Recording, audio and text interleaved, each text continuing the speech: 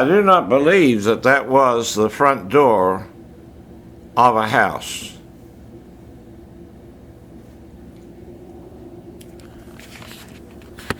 I believe that door is a door on the inside of you.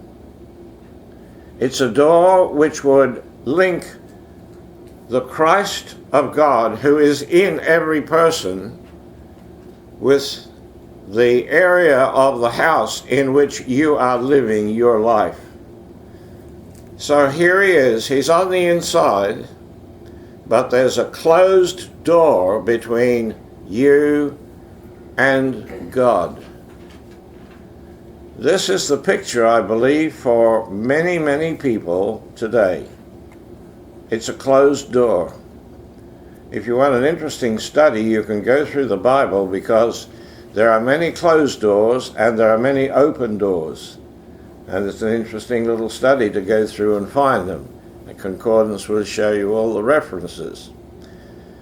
But this is a man, this is somebody, not necessarily a man, but somebody in which Christ is seeking to gain access to the life of this person in whom he is living. Did you know and understand that there are people today who have Christ dwelling within them, but they have never been conscious of that? And I'm not just talking about, people out in the world, as we say, and the drunkards and all of that. I'm talking about Christians. Many Christians have no concept that God actually dwells in them. So many Christians are still talking to a God that's up there in the sky. But see, he's right there. And if we will open that door and allow him access to our life. Now, we're not looking, in this verse, we're not looking at salvation, because this is how it's always preached, isn't it? Jesus Christ wants to come in. Come on. You ask him to come into your heart tonight and believe that he died for you on the cross, and you'll be born again and a child of God, and you go to heaven. See, that's how it's presented, but I want you to understand tonight, for all of us here, have you really opened that door that the Christ that dwells in you has access into the life that you are living? Is he there providing you with the knowledge that you need, providing you with the wisdom that you need? I mean, we're living in very, very dangerous times when all kinds of things can happen to a person. And who has the answers to all those things? Only Christ. He knows everything about everything. And the interesting thing is, what does he want to do when you allow him to come into your life and to share that life with you? You see, this is what God is all about. But when the gospel is preached to many people throughout the churches today, give your heart to Jesus, believe he died for you, and then ask him to come into your heart, believe he died for you on the cross, now you're born again, you're going to go to heaven. What does that do for a person? Nothing. Because it's not scriptural, it's not seeing the reality of who a person is and what God really wants to do. Jesus Christ is not wanting simply to come into your life so you can be born again and go to heaven when you die. That is not the purpose here. Because are you hearing what he says? It says, behold, I stand at the door and knock. If any man will open that door, allow me access into his life, what is he going to do? He's going to sit with us. He's going to allow your life and his to intertwine. He's going to sup with us. Well, now we've had a lot of supping here in this home since I've been here. We sit around that table and we're all supping, a little sup, whatever that is. And, it's wonderful. But see, we are sharing with each other. And what are we sharing? The only time you can share with other people is when you have been sharing with the Lord. Amen. If I have not been sharing with the Lord in my life, I would not have anything to share with you. You see? So this is an important thing. God is wanting to share your life. That's what I'm trying to get over to you. He's not wanting just for you to acknowledge that he's there. Of course, you say, well, I say, you know Christ is in you. You say, yes, of course I do. But now let's go a bit further. Have you ever opened the door into the actual function of your life? And when you open that door, he's going to come in there and he's going to give you the benefit of his wisdom.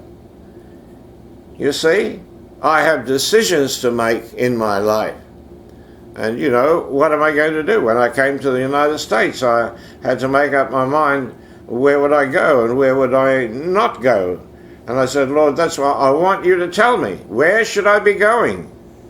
So we had another little sup together, you see, when he was able to share with me some of the places and some of the experiences that he told me I would be having. And so that's very important. But not just in the terms of me and ministry. I'm talking about life generally. Even when I'm at home, I'm supping with the Lord. He comes in, and he's part of my life. We live together. And this is a combination. Now, it's not me praying to a God up there, asking him to help me to do what I'm supposed to be doing. No. This is God with his hands right in the business. I mean, he's in there. This is the control room of my life. This is where I function from. This is actually the heart of man. I'm not talking about the pump that pumps the blood around my body. I'm talking about the heart of man, which is the center of my being, out of which my whole life flows. What I will do and how I will do it, and what I will say and how I will say it, all flows out of that center, that heart, which is within me. That's what the Bible calls it, the heart of man. This is the center of our being. And I believe that's the door that Jesus Christ is standing at tonight. And many, many Christians have never known what it is to take God into their confidence. And that instead of sitting there, crying into your cornflakes in the morning, you are having an intimate experience with the Christ of God. Because you've opened the door, you've allowed him in, and now it's not just I, me, and mine. It's us. It's me, God and me. We're walking together, becoming one in practical experience. Because the more he spends his time guiding me in my life, the more he shows me how to live, how to handle situations, the more he gives me wisdom with my children, with my grandchildren, and bless God, with my great-grandchildren. They're the greatest problem of all. I mean, these are my grandchildren that are now grown up, and I wonder, I think at about 10, some of them stopped growing up. And now they've got children, for goodness sake. And you know what that means? That's children raising children. And they have a ball. Yeah, but they want somebody else to come and relieve them every once in a while to give them a break. Well, so this is the Christian life. The Christian life is not just trusting in Jesus, praying to God, asking him for his help, and all of these things. The Christian life is you and God sitting down at a table discussing how life is going to be lived, discussing what you are going to do, how you are going to do it, and if there's any issues, you have to just put it out there on the table and he'll give you the answers. So you see, that's a different concept of the Christian life. And these are the things that we need to understand. Now, I would never understand this unless God had showed me. Because the picture of Jesus Christ standing outside a house, here's the front door, and he's knocking to get in. I said, that doesn't make any sense. He's not out there. He's in here. You see? So obviously that picture is not accurate to what God is trying to teach us here. If you allow him in, he said, we will sit together. He's not coming to you to judge you on what you are doing. He's not coming there to tell you you've done it all wrong and please stop and let me try and do something instead for you. No, he's not. He says he's coming in to sup with us. That means to have a cup of coffee together. You understand that? That's in literal language I'm talking about now. That's what it means. It means to have a cup of tea together. It means to sit down without any preconceived ideas of what we're going to talk about, and just suddenly the thing that we need to know, he's telling me. We're just sitting at a table. We're just enjoying each other's company. But in the process, he is giving me the wisdom of the Almighty. And I can begin to live my life. And tomorrow, he'll be there again. And the next day, he'll be there again. And look, it doesn't matter where you are. It doesn't matter where you are. Whether you're in the middle of a fix, and everything's gone wrong and you're wondering what's going to happen, he'll be there and you can sit at that table and be at peace. Why? Because the God of all the earth is there with you. The wisdom of God has come to have tea with you. Amen. The Christ of God with all of his understanding is right there and says, you and I, we're one. He's not a visitor. He's part of you. He's a part of you.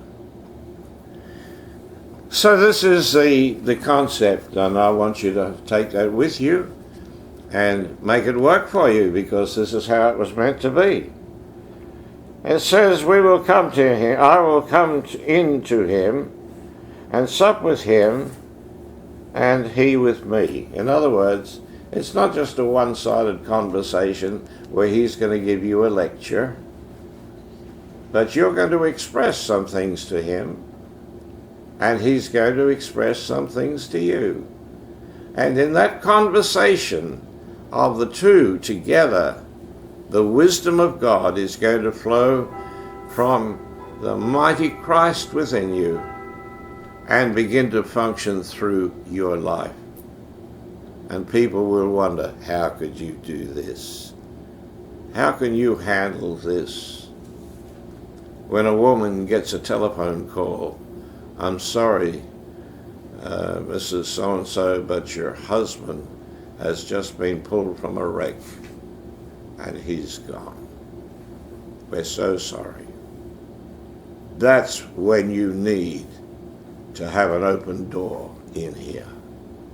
Not a closed door, where you are going to shut off the wisdom of the universe at the very moment when you need it the most. You need an open door. So, it says here, to him that overcomes. Well, if you want to overcome, here is the secret. What are you going to do? To overcome, you need to have morning tea with the Christ. You need to sit together and sup with him, and he's going to sup with you. And then you will learn the secret of overcoming. Coming over, if you like. But this is the experience that he wants you to have. You see, he said, don't be too concerned about the world, because I have overcome the world. Well, if he's already overcome the world and he's living in me, I want to tell you, that's the one I want to have in my life. Not just dwelling in me in the quarters, but the door between is shut. No. I want to open that door.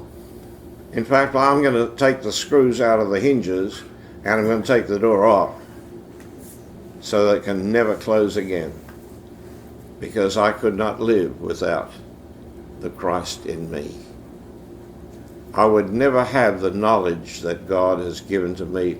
I got it over the table having coffee with him. It's as simple as that.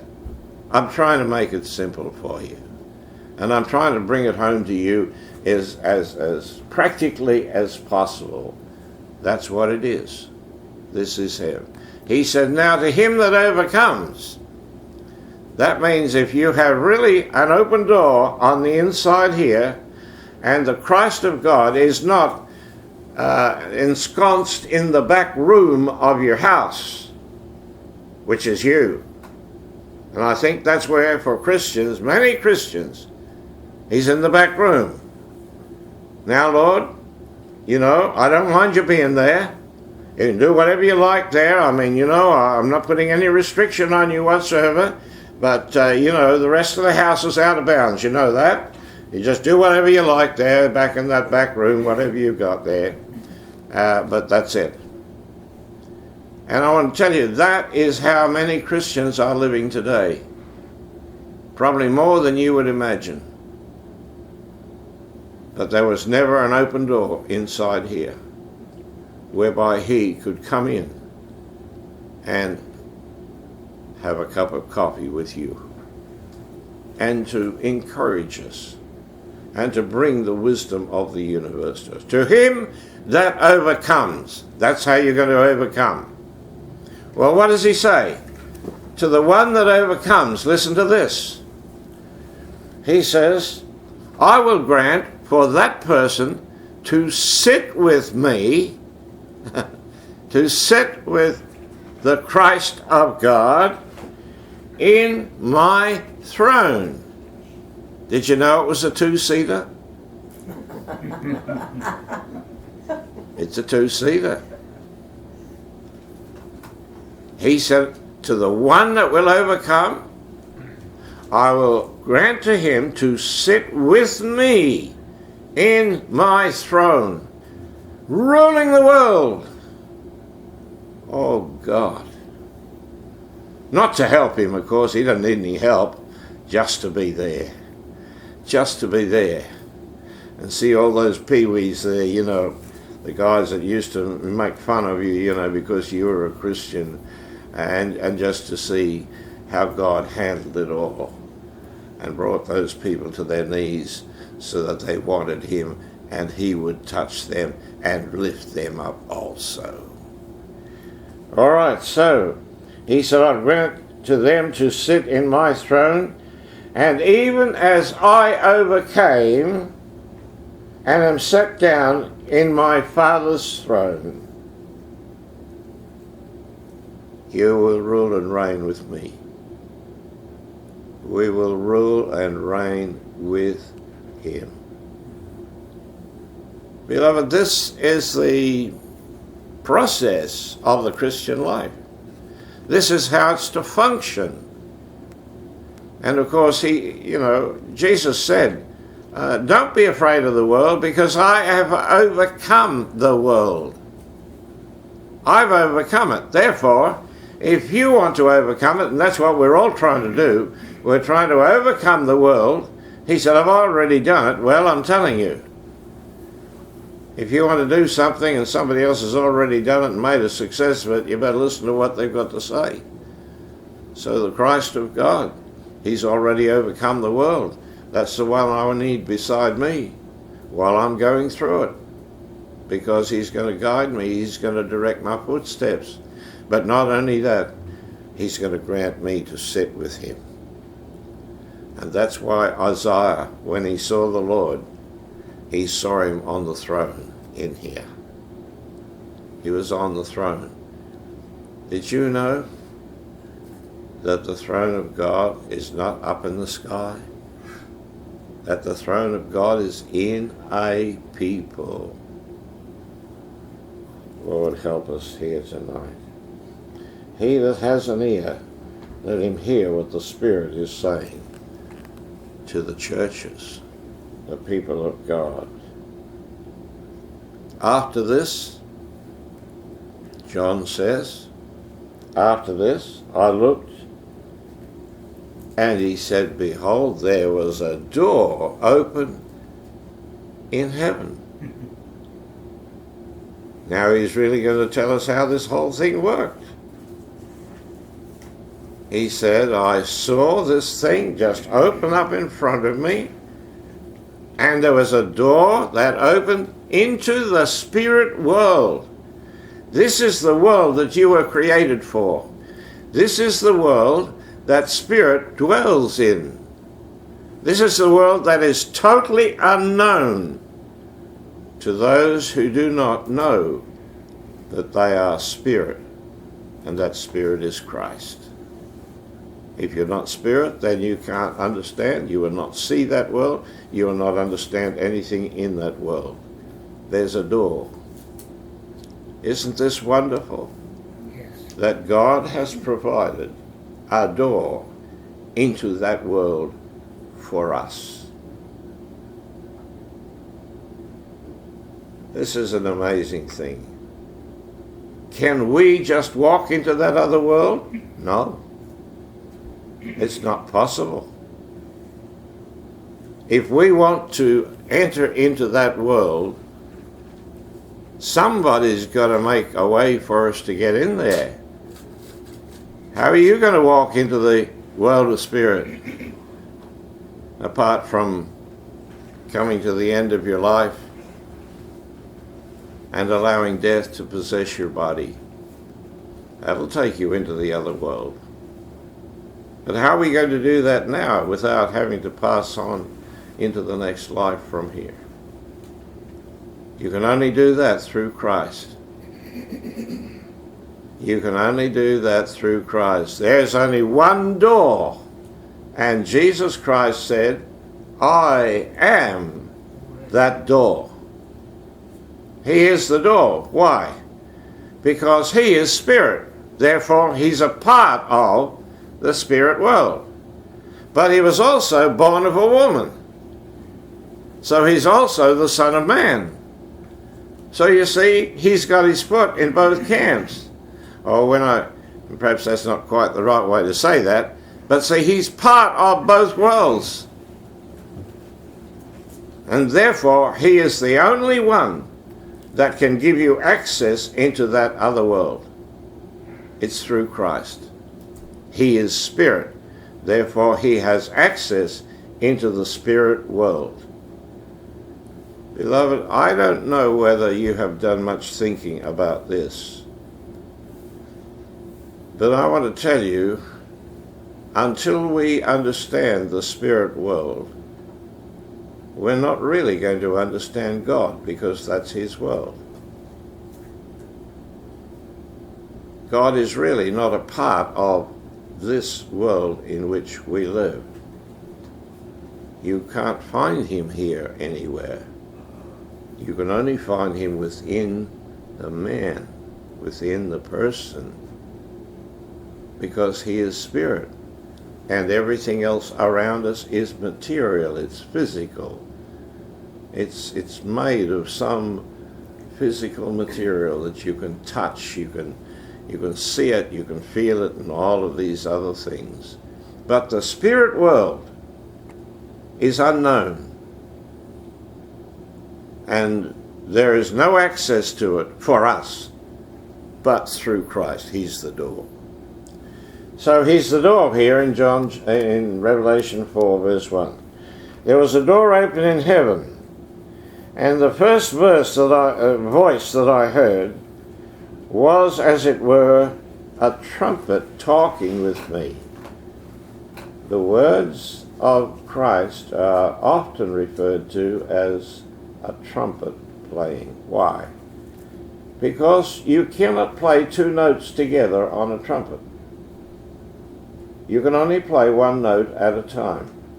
On a piano, you can play as many as your fingers can cope with. All at once, you can play all those notes together. But a trumpet, only one note, that's all. So it's a clear sound. It's a clear sound. And that is a type, if you like, of the voice of God. It's a clear sound. You cannot mistake it. So he said it was like a trumpet talking with me. And what did the voice say? Come up hither. Not go down, not just step over here. Come on up.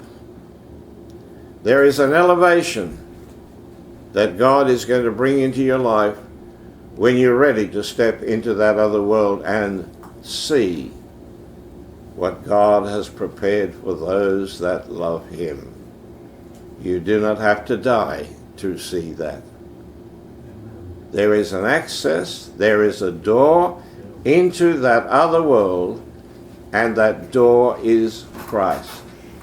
So we've been looking at one door.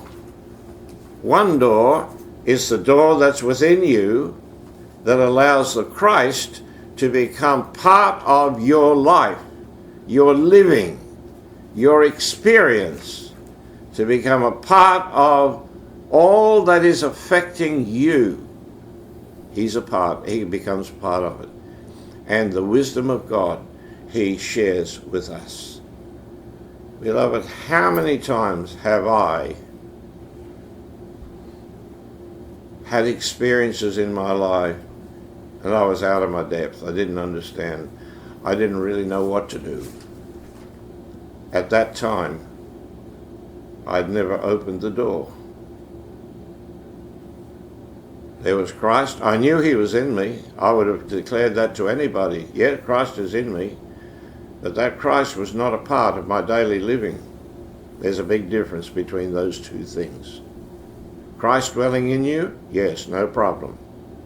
Christ dwelling in you, becoming a part of the parliament, of the government, part of the authority that functions through you in your life. That's the Christian life.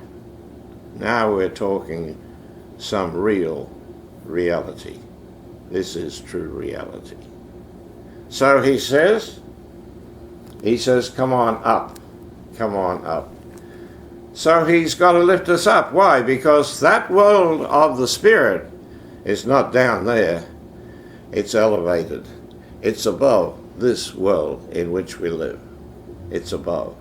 That's why heaven simply means above. You know, that's what it means. It doesn't mean, you know, it's a wonderful place with golden streets and all of that. The word heaven simply means it's above. It's over. And that's why the heavens rule in the affairs of men.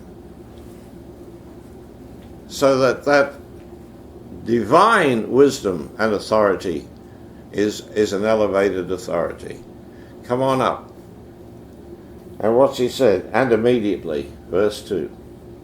And immediately I was in the Spirit.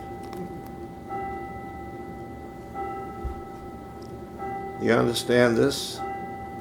Do you know what it is to be in the Spirit? Of course, we have the Spirit because Christ is Spirit. We have the Spirit. But to be in the Spirit, that's a different thing. What does it mean to be in the Spirit? It means that we are energized by the Spirit. That means that we can speak out of what the Spirit is saying. It means that we can express what the Spirit is doing. It's a new experience. This is the Christian life. Tonight, this is a very simple lesson, isn't it? It's almost like we've gone back to kindergarten.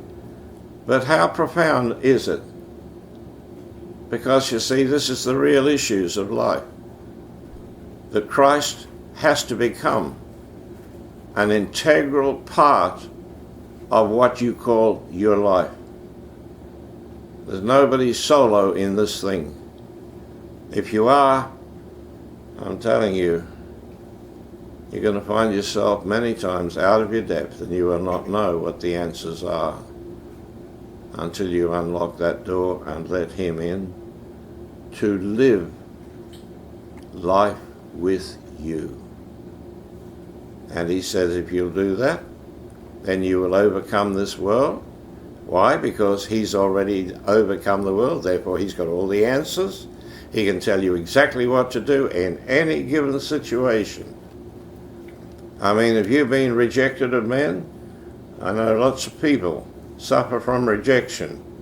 They suffer from rejection from their parents sometimes because of divorce and all kinds of other things. They suffer rejection because at school they weren't quite as bright as some of the other children, and some crazy school teacher would make fun of you. Hey, I know what I'm talking about. You see, all of these kinds of things, we suffer from rejection. And how are we going to overcome that? You're never going to overcome that unless you let somebody come in there who has no rejection in his life. And yet, he was despised and rejected of men. He was a man of sorrows and acquainted with grief. And we hid, as it were, our faces from him. We couldn't look upon him upon that cross. Here he was naked, hanging there upon that cross. And we despised him and we walked away.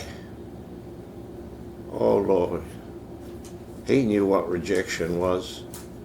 But now he's seated at the right hand of the Father. And when I let him into my life, I'm telling you, my rejection disappeared. Because I knew who I was. And because he'd become a part of me, and I become a part of him. It was Christ and me, and yet it was only Christ, because when I looked, I couldn't even see another shadow. There was only one there. It was Christ in me, functioning together as one. And that's the truth. So, he says here, immediately I was in the Spirit, and behold, there was a throne. What does a throne mean? The throne means a place of authority. This is where authority is born. This is where authority is meted out to whoever needs that authority. It's from the throne. The Queen of England, she basically sits upon the throne. She has power, quite a lot of power in some fields. She does not control the Parliament.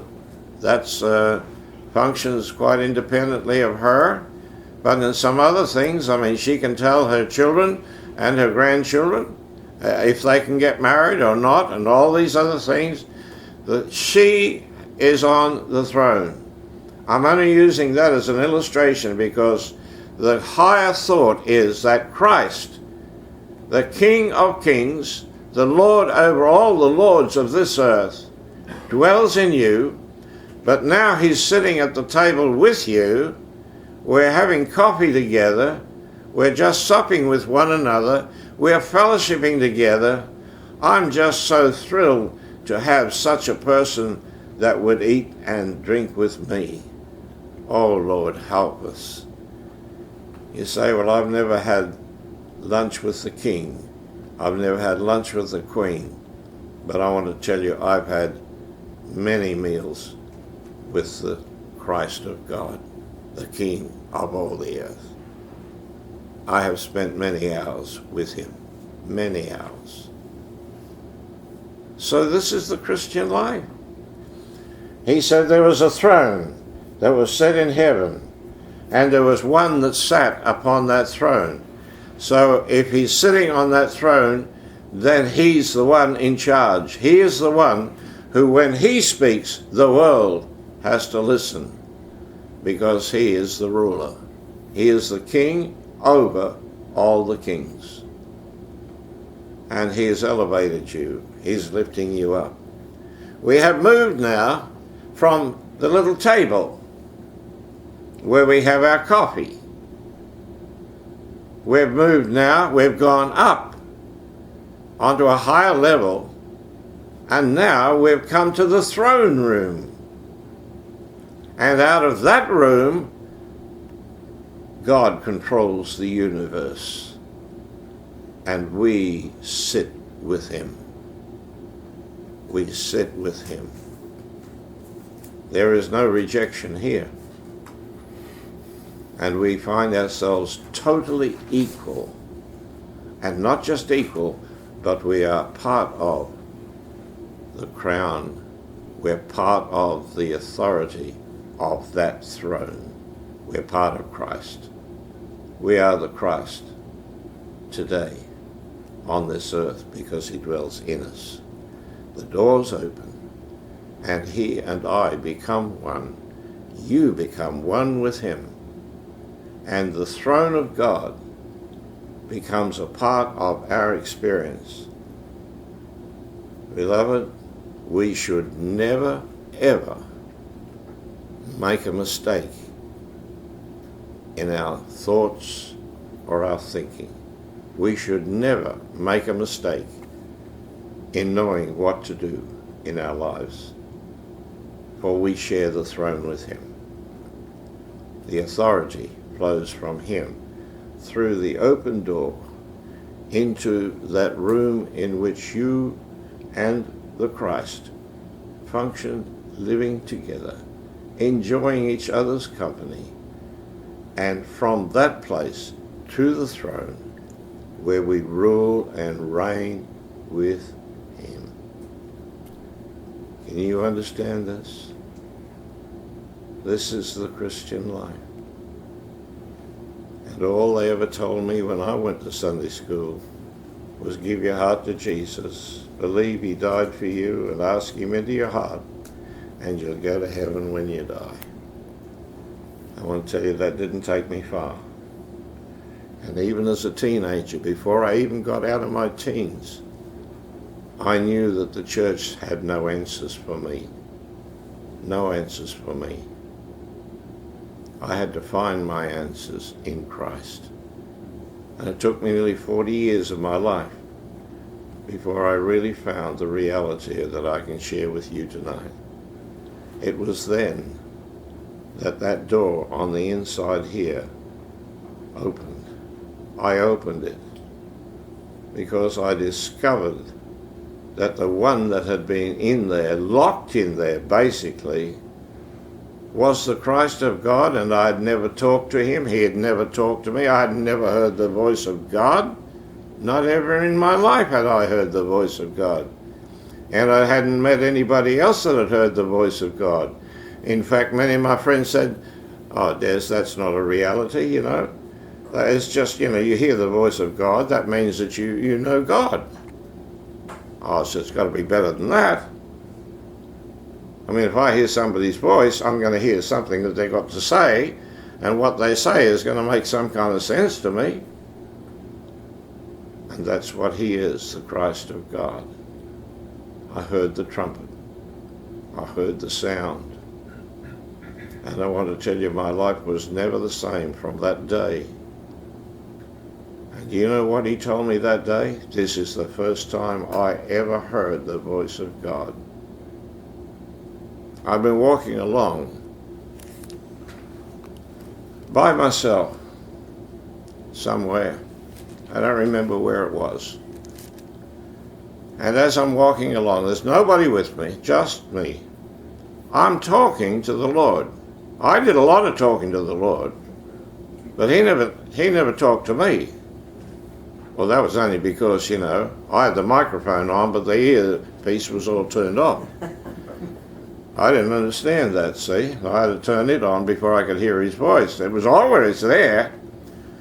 And I was telling him, Lord, I've done some bad things. I haven't killed anybody, but I've done some bad things.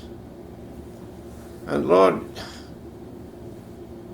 I think that you don't like sin, and you're really up against sin. You don't want us to be involved in sin at all.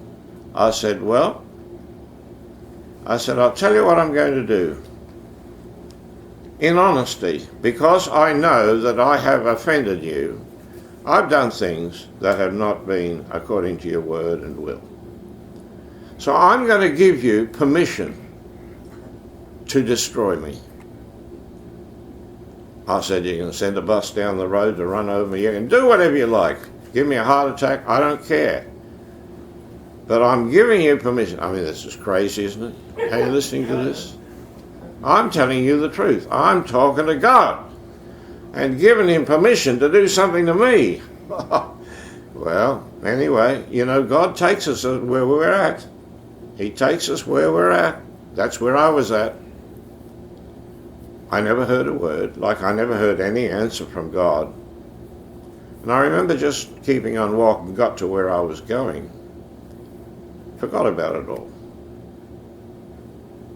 But it was probably 3 or maybe even 4 weeks later when again I was walking. This is a teenage boy. And I suddenly remembered my conversation that I had with God. And I kind of just stopped for a minute and I said, wait a minute, I'm still here. God, I told you that I'd given you authority. You could take my life because that's all I deserve. But you didn't do it. Oh, God, I said, you must love me. That's the only conclusion I can come to. Otherwise, you would have done whatever. You must love me. And if ever I was staggered, it was at that time because I heard a voice in here. Said, son, I've always loved you. And all of my rejection from the early part of my life disappeared. Somebody really loves me. I knew my mother loved me. I wasn't sure if my father loved me, but then I didn't understand him, and I didn't know enough about him. And so I only judged him according to a boy's concept and understanding. I didn't know that he'd been in the war. I didn't know that he was in France and had been gassed and seen some horrible things that had just messed up his brain in that area, I didn't know any of that until I was an adult. He never ever spoke about it at all.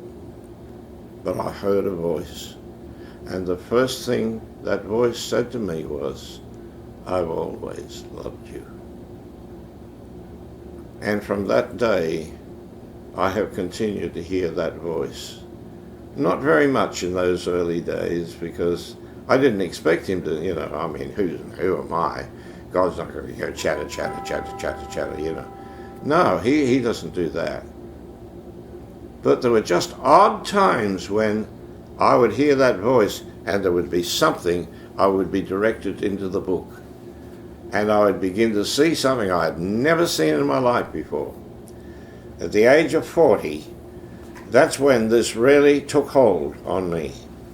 And after I had stopped ministering, as a pastor and so on, and I didn't go to church and I didn't even read the Bible, and I wasn't angry with God or anything, but I didn't know what to do. I honestly didn't know what to do because I'd studied the Bible before.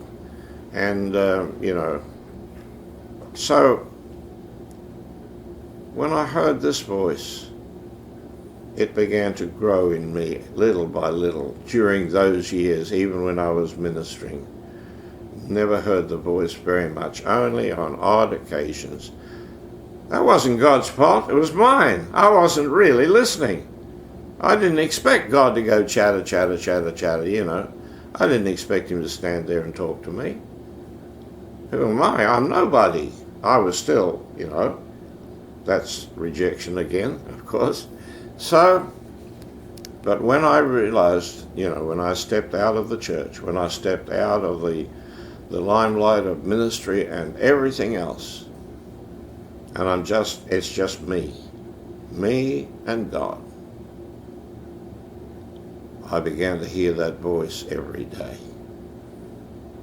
And whenever I opened this book, I would say, Father, I've read this book 100 times. I've read this. I don't think there's any doctrine in this book that I have not studied. I don't think there's any great knowledge in this book that I've not thought about and understand to a degree. But Father, I want you to begin to teach me, because I'm not going to listen to what men have to say at all. I'm not going to listen to theologians or whatever. Father, I want to hear what you are going to tell me about this book. And I got a new Bible. Oh, it's the same one, the same book, but brand new. You see?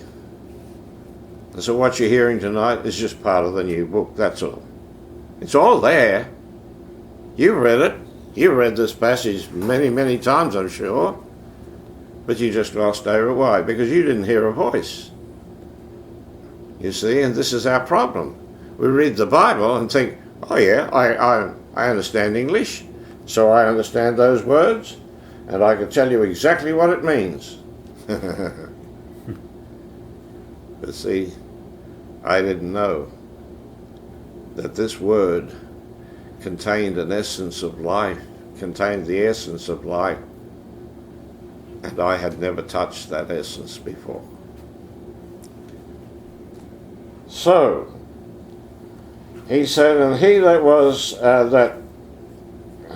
that sat was to look upon like a jasper and a sardine stone. And there was a rainbow round about the throne in sight like unto an emerald. Oh, there's a lot to do there. There's a lot of colours and what have you. I'm not going to go into that because this is not the thought of what I want to share with you tonight. It says in verse 4, round about the throne were 24 seats, and upon the seats I saw 24 elders sitting, clothed in white garments, and they had on their heads crowns of gold. 24. 12 tribes of Israel and 12 disciples. Or is it the people of God? It was the 12 is the number, that was the divine number that God chose. So it represents the chosen people of God, not just the disciples, because to be honest with you, those disciples didn't learn very much. I mean, when the crucifixion was over, they went back fishing and whatever else they were doing. That's how much they learned from him. And two of those disciples, walking on the way to Emmaus, Jesus actually joined them, and they didn't even know who he was. Oh, Lord. So, and it says here, these 24 were clothed in raiments and had crowns of gold. And out of the throne proceeded lightnings and thunderings and voices. And there were 7 lamps of fire burning before the throne, which are the 7 spirits of God. I'm not preaching on the 7 spirits of God tonight, but you can go through that for yourself. You'll find in Isaiah that he'll enumerate some of those for you. But I'm going to show you something else. This is what I wanted you to see. It's verse 6. It says, and before the throne, that's in front of the throne, there was a sea of glass. A sea of glass, like unto crystal. And in the midst of the throne and round about the throne were 4 beasts full of eyes before the Lord, before and behind. And before the throne there was a sea of glass, as clear as crystal. What is the sea of glass? Well, let me ask you another question. How do you make glass? Well, it's very simple. You get the sand of the seashore and you heat it very, very hot, and it begins to turn into a liquid. And then you do certain things with it, add maybe certain things to bring clarity to it, make it like crystal, but it's glass.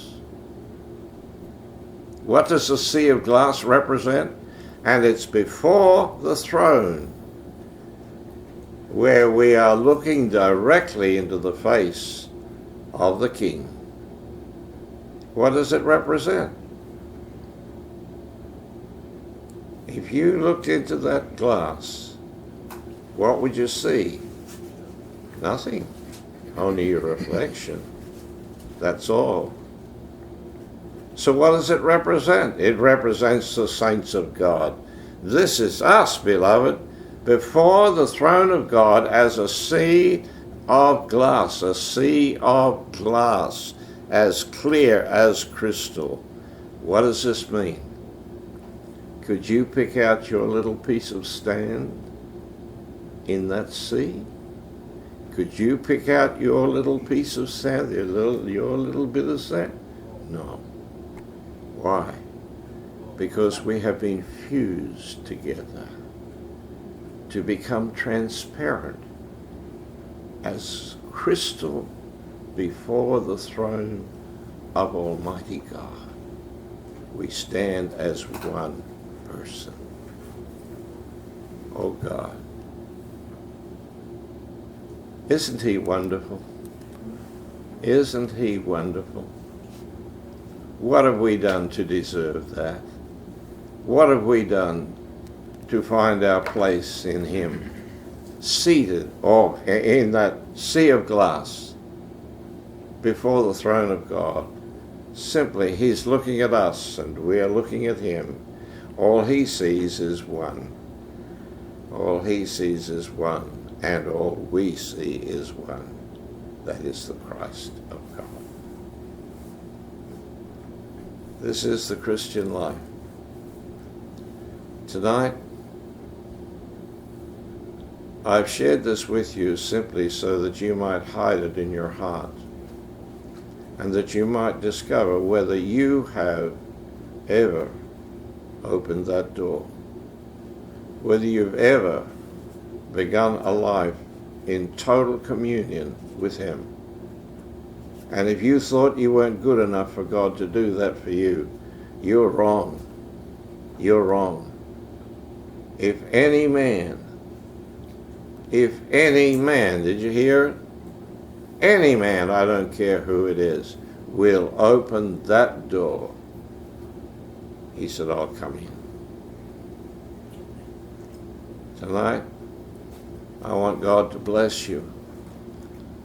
I'm not going to go into any more detail because it will take from the essence of this message, which is to show you how we are to live day by day, how that the Christ wants to become a part of us and then become a part of our living, a part of the expression of who we are on this earth, to give us the wisdom by which he overcame the world and show us how we also can do it.